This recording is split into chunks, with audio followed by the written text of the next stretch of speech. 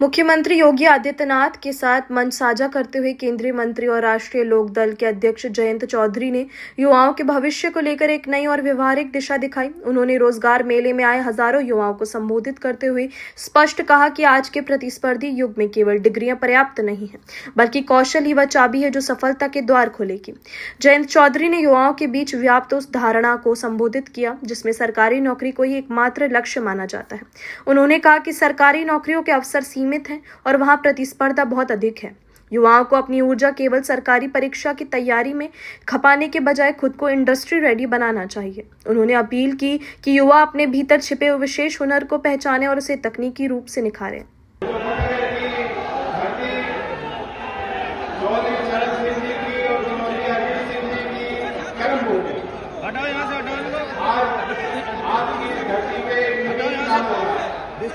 बधाई देता हूँ मैं हमारे मंत्री जिनके नेतृत्व में ये काम हो रहा है, हमारे मंत्रालय को महत्वपूर्ण मंत्रालय जवाब भूमिका है। हम सब ने इस परिसर में मुलाकात की, नौजवानों से, छात्रों छात्राओं से, जिनको बड़े पैमाने पे आज उम्मीद है कि उनके जीवन यात्रा में एक मील का पत्थर आज की तारीख साबित होगी, क्योंकि उनके इंटरव्यू है, उनको अवसर मिल रहा है। कोई नौजवान जो मुजफ्फरनगर के गांव के किसी दूर दराज के क्षेत्र में एक गरीब घर में पैदा हो गए, जब वो दिल्ली के बड़े राजनीतिक और व्यवसायिक गलियारों में जाते थे, कोई नौजवान जो महसूस करते थे कि उसके लिए तारे लगे हुए हैं, आज उनके तारे की चाबी उनके हाथ में घुमाकर यहाँ पर आ गया। मैं उसको आभार व्यक्त करता हूँ, बधाई देना चाहता हूँ, शुभकामनाएं देता हूँ। संत कबीरदास जी ने कहा था कि तिनका कबू न निंदिए जो पावन कर होए, कबू पूरे आंखें पड़े तो पीर धरे। यानी किसी भी चीज को आप छोटा कुछ और अपने कमजोर समझोगे और आंकोगे तो आगे कष्ट। हमारी सरकार भी इसी सिद्धांत पर चल रही है, सामंतवाद के खिलाफ और समान अवसर सबको मिले, सबके प्रयास और पुरुषार्थ का सम्मान हो, संवैधानिक मूल्यों की रक्षा हो।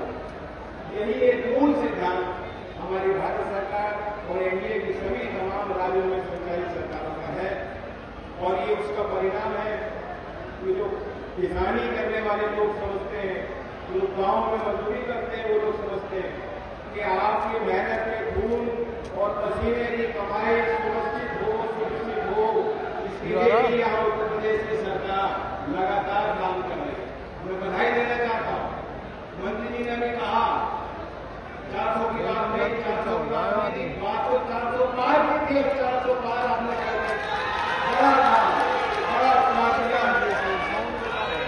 एक विश्वास आज पूरे प्रदेश में गन्ना किसानी नहीं, सभी खेती करने वाले किसानों को है कि उनकी रखवाली करने वाले व्यक्ति, उनके हाथ में बागडोर है और प्रदेश के मुख्यमंत्री की कमान ऐसे होती है आपने जो किसान की मेहनत उसकी समझ रखते हैं और उनका सम्मान करते हैं। ये बहुत बड़ी बात है और इसका मैसेज खूब करते हैं।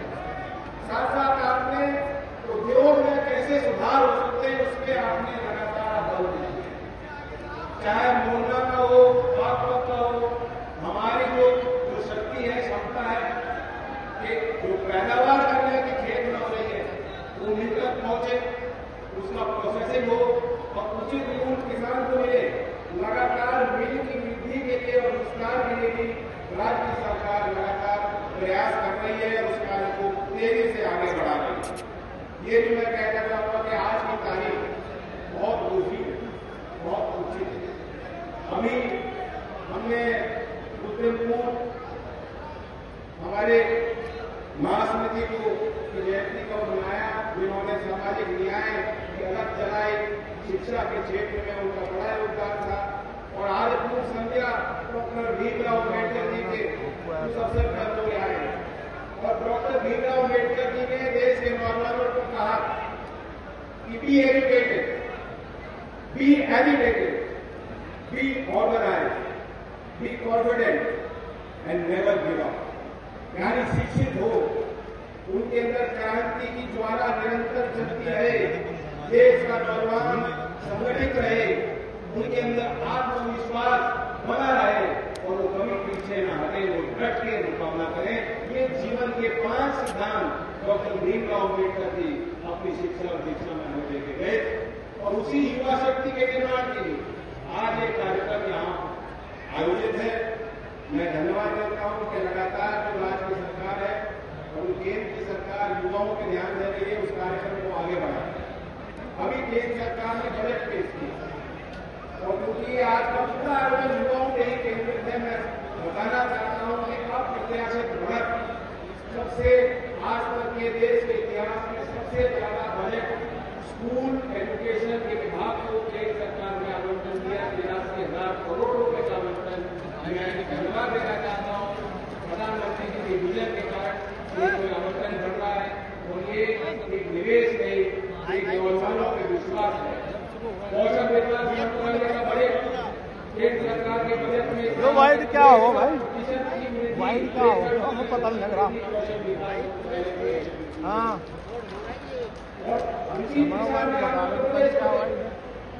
क्योंकि बजट सत्र उत्तर प्रदेश के राज्य सरकार ने संपन्न किया। 9 लाख करोड़ का बजट, 9 लाख करोड़ से ज्यादा का बजट शायद आपने यहाँ पेश किया। कल्पना कीजिए, अभी जो तिनके की बात हो रही थी, उन तिनकों को सवार के उनको इकट्ठा करके उनकी शक्तियों को बढ़ाकर नीचे से ऊपर बढ़ाने की कोशिश में आज उत्तर प्रदेश की सरकार 9 लाख करोड़ का बजट पास करने जा रही है और उसमें भी 1,77,000 करोड़ का जो आवंटन है वो कैपिटल एक्सपेंडिचर है, यानी मूलभूत सुविधाओं के निर्माण के लिए जो लंबी अवधि तक काम आएंगे, जन सुविधाएं होंगी, आगे यातायात की सुविधा होगी, वो निर्माण होंगे। सबके निर्माण जिसका लाभ हर एक को मिलता है, चाहे किसी जाति से हो, चाहे किसी धर्म को मानते हो, उसी रास्ते के सब लोगों को चलना है। मैं मानता हूँ कि $1 ट्रिलियन इकोनॉमी का जो सपना उत्तर प्रदेश से क्या आपने देखा है। अभी हाल में हमारे उत्तर प्रदेश का बजट भी हाथ नहीं हला सकता। मैं बधाई ये भी देना चाहता हूँ कि योगी सरकार ने उद्यमता को बढ़ाने को विशेष बन दिया। तो हमारा बहुत पीछे है भाई, हमारा पुराना मित्र बहुत पीछे कर दिया तुमने। दिनेश कुमार सबसे पीछे बेचारा लिखा पड़ी में।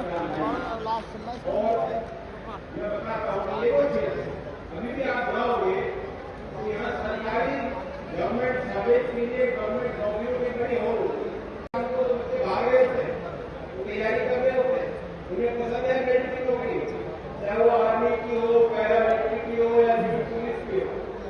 पहले क्या होता था हमने देखा, भूल नहीं सकते, लेकिन आज उत्तर प्रदेश में जब कोई भी भर्ती होती है तो वो पारदर्शी तरीके से होती है और समान अवसर सभी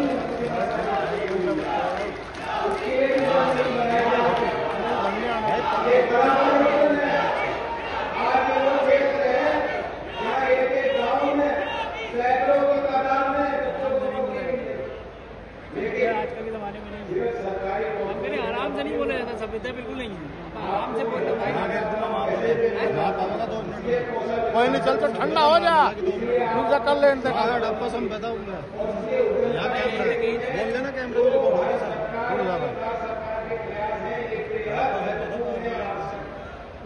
2014 में देश में मात्र 150 स्टार्टअप नहीं थे, 150 स्टार्टअप नहीं थे 2014 में। स्टार्टअप की कोई गिनती नहीं थी। स्टार्टअप क्या होता है जिसको मालूम नहीं था। अब बीपीआईटी के आंकड़े बताते हैं कि 2 लाख से ज्यादा पंजीकृत स्टार्टअप देश में बन चुके हैं।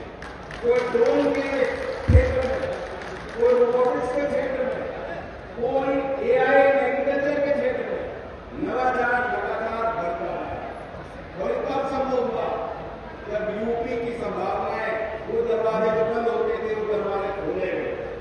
ये ठोस व्यापक नीति का परिणाम है और मैं उसके आगे बताना चाहूंगा।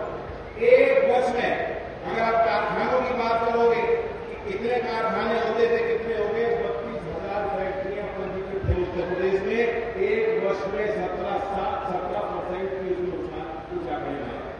पेटेंट फाइलिंग, जो पेटेंट फाइलिंग एक बुनियाद होती है कि आपका जो विचार है, जो नवाचार है, उसको सुरक्षित रखना चाहते हो, उसको आप मंडी में ले जाना चाहते हो, तो सबसे पहले आपको पेटेंट फाइल करना होगा। उत्तर प्रदेश में पहले हमारे छात्र छात्राओं के लिए रास्ते बंद होते थे, उनको पता नहीं होता था पेटेंट कैसे फाइल करना है। आज विश्वविद्यालय में बन जाकर उसमें अपना बड़ी भूमिका निभा रहे हैं। एक वर्ष में उत्तर प्रदेश में 27% ज्यादा पेटेंट फाइल हुए हैं। ये भी दर्शाता है कि जो यूपी सरकार केंद्र सरकार मिलकर काम कर रही है, शिक्षा के क्षेत्र में, कौशल विकास के क्षेत्र में, नवाचार के क्षेत्र में, उस प्रयास का परिणाम सब कुछ दिख रहा है। और उसी दिशा में आज 2 बड़े करार हैं जो आज मुख्यमंत्री जी के सामने इस बड़े मंच के माध्यम से एक शुरुआत होने जा रही है। सबसे पहले तो नीति आयोग और NSDC का एक MOU जो साझा होने जा रहा है और उसका उद्देश्य है कि महिला उद्यमियों को व्यावसायिक सहयोग मिले, उनको लीडरशिप मिले, उनको मेंटरशिप मिले। विमेन एम्पावरमेंट प्लेटफॉर्म जो नीति आयोग द्वारा स्थापित बॉडी है, उनकी तरफ से एंकर आई है, ये ग्लोबल प्लेटफॉर्म है। मुजफ्फरनगर का आदमी सिर्फ मुजफ्फरनगर तक सीमित नहीं है, देश और दुनिया की सोच रखते हो, देश दुनिया तक का कूद छलांग करते हो। ग्लोबल प्लेटफॉर्म की शुरुआत आज मुजफ्फरनगर की धरती से होने जा रही है, तो मैं उसकी शुभकामनाएं आपको देना चाहता हूं। कई राज्यों में ये स्कीम चलेगी, लेकिन मैं धन्यवाद देता हूं विमेन एम्पावरमेंट प्लेटफॉर्म को, जिसने कहा कि हम शुरुआत उत्तर प्रदेश से कराएंगे पहले। दूसरी बड़ी बात, चौधरी चरण सिंह विश्वविद्यालय, चौधरी साहब के नाम, भारत रत्न चौधरी साहब के नाम से जुड़ी है हमारी संस्था, जो स्टेट यूनिवर्सिटी है, मेरठ में है, उसका अपना लंबा विराट इतिहास और प्रभाव है। गूगल जो विश्व की बड़ी कंपनी है AI के क्षेत्र में, टेक्नोलॉजी के क्षेत्र में, गूगल और विश्वविद्यालय का एक करार और MIT का हमारे मंत्रालय का एक करार हुआ था और एक रोड है कि आर्टिफिशियल इंटेलिजेंस को आप देश के कॉलेजेस में, देश के पॉलिटेक्निक्स में, देश के ITI में, देश के विश्वविद्यालयों में आर्टिफिशियल इंटेलिजेंस को पाठ्यक्रम में कैसे ला सकते हो, संस्थाओं के प्रशासन में कैसे ला सकते हो, एक रोड मैप तैयार किया गया है। उसका भी मैं उल्लेख करना चाहता हूँ मुख्यमंत्री जी के कर कमलों से, उसकी भी एक शुरुआत हो जाएगी, रोड मैप पेश किया जाएगा सभी के अध्ययन और विचारों का। मैं महिलाओं पे विशेष एक बात रखना चाहता हूँ, क्योंकि आज देश के इतिहास में एक बड़ा मोड़ आने वाला है। चौधरी साहब तुम देखते रह बहुत रही हो। मैं बताना चाहता हूँ, मेरे हाथ में वो पत्र है जो प्रधानमंत्री जी ने मुझे भी लिखा है और देश के जितनी संसदीय दल है उनके नेताओं को एक को लिखकर, पत्र लिखकर प्रधानमंत्री जी ने देश के लोकतंत्र में महिलाओं की भागीदारी को सुनिश्चित करने और आगे बढ़ाने के लिए अपने समर्पण को व्यक्त किया है। हमें ध्यान देना चाहिए, देश की आधी आबादी है, लेकिन जब वो देश की आधी आबादी जिम्मेदारी लेती है, जो वो करवट लेती है, तो पूरे समाज को आगे बढ़ाने की शक्ति रखती है। उस महिला नारी शक्ति एक कार्यान्वयन करते हुए मुझे पूरी उम्मीद और विश्वास है कि 16 सितंबर और 18 तारीख में, क्योंकि देश की महिलाओं की नहीं समूचे समाज की नजर भारतीय संसद में टिकी होगी, जहाँ से नया इतिहास रचने जा रहा है। मैं अपनी तरफ से, अपने दल की तरफ से, मुजफ्फरनगर की तरफ से ऐलान करता हूँ कि हमारे सभी सांसद, हमारे प्रतिनिधि तत्पर है, तैयार है, उत्सुक है कि वो कानून पारित हो और महिलाओं को उनका असली हक और अधिकार और उनकी गिनती दी जाए। मैं ज्यादा नहीं बोलना चाहता था, मैं बोलना चाहता हूँ मुख्यमंत्री जी का एक बड़ा व्यापक संदेश मुजफ्फरनगर की धरती पे आप आए हो। मैं मुजफ्फरनगर वासियों की तरफ से उनको आभार व्यक्त करता हूँ और आपको भी बताना चाहता हूँ, मैं NDA के घटक दल के एक नेता के तौर पर यहाँ मंच पर हूँ और NDA आप जानते हो, इसके शिल्पकार कौन थे NDA के? 1983 में 1983 में चौधरी चरण सिंह जी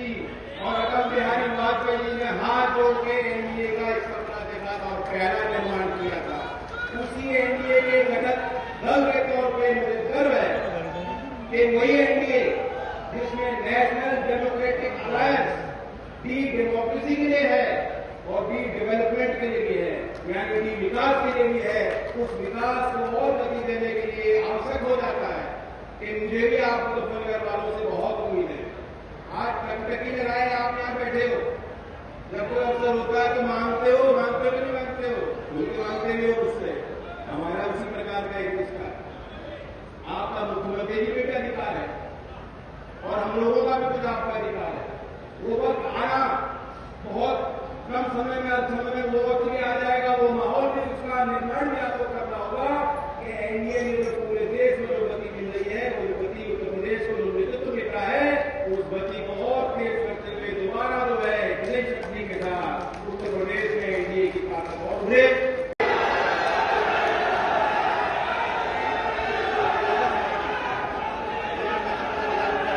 प्रदेश के विकास को पंख देने वाले जिनके कुशल नेतृत्व से आज हमारे उत्तर प्रदेश का नौजवान नए से सपने देख रहा है और उन्हें पूरा करने में सक्षम है, काबिल है।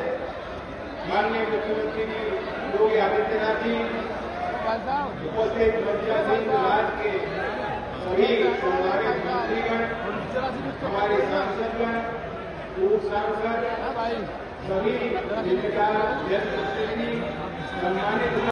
अपनी राय हमें कमेंट बॉक्स में ज़रूर दें। ऐसे ही लेटेस्ट अपडेट्स के लिए हमारे चैनल रॉयल बुलेटिन को लाइक, शेयर और सब्सक्राइब करना ना भूलें।